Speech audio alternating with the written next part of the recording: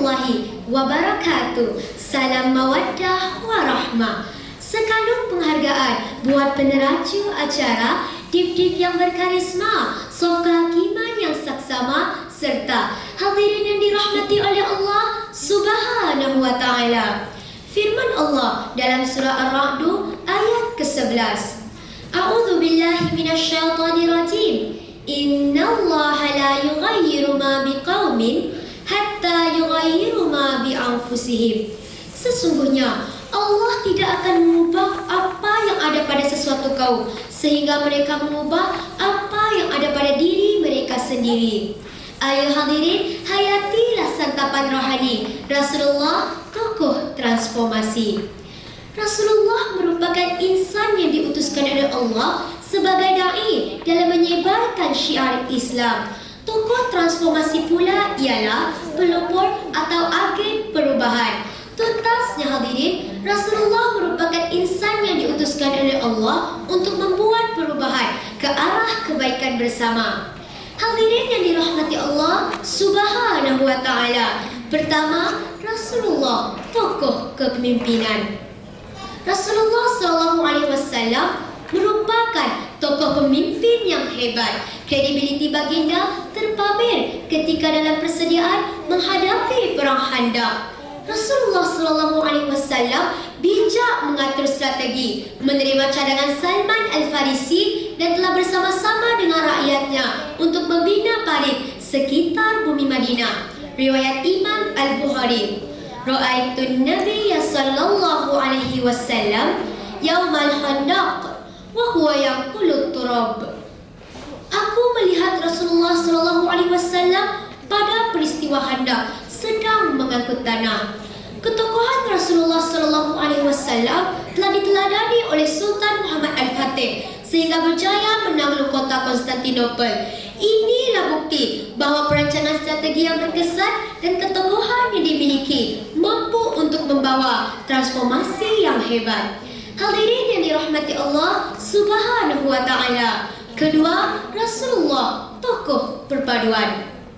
Rasulullah SAW sangat mementingkan perpaduan. Saat berlaku permusuhan, Aus dan Khazraj segera didamaikan. Saat berlaku penghijrahan, Muhajirin dan Ansar pula disatukan. Begitulah perubahan yang dilaksanakan semata-mata demi keakraban dalam persaudaraan. Firman Allah dalam surah Ali Imran ayat 103. A'udzu billahi minasyaitonir rajim. Fa'alaqa baina qulubikum fa'asbahtum bi ni'matihi ikhwana. Maka Allah mempersatukan hatimu, lalu menjadilah kamu kerana nikmat Allah orang-orang yang bersaudara. Dunia menyaksikan kebangkitan tokoh terkemuka memperjuangkan perpaduan.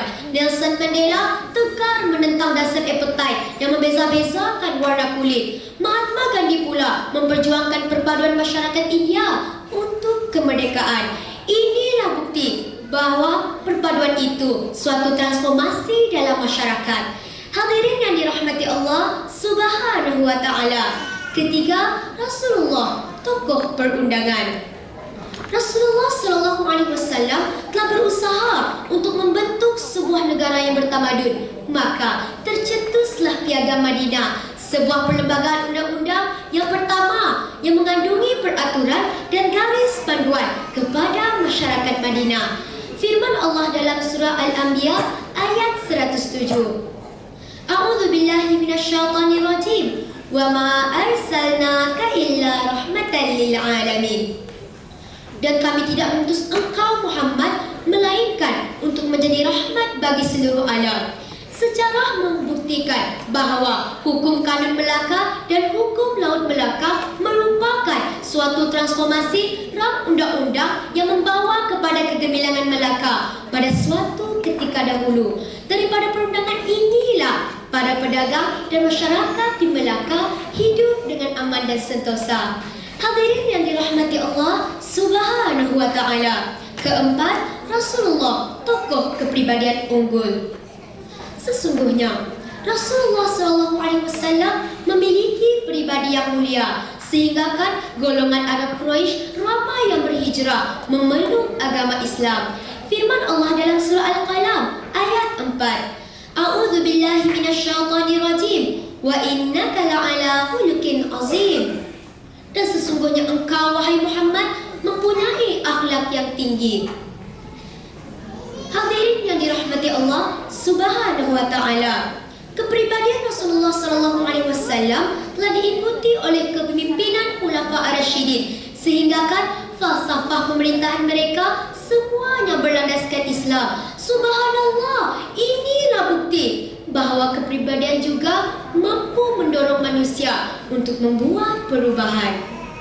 Kesimpulannya, Rasulullah sallallahu alaihi wasallam memiliki ketokohan yang agung, sehingga kan kewibawaan baginda menjadi inspirasi kepada masyarakat dahulu dan kini. Semoga penghijrahan dan transformasi yang dicontohi membawa kita menuju ke syurga Allah Subhanahu wa taala. Maka yakinlah Rasulullah tokoh transformasi. Sekian, wabillahi taufiq wal hidayah. Wassalamualaikum warahmatullahi wabarakatuh.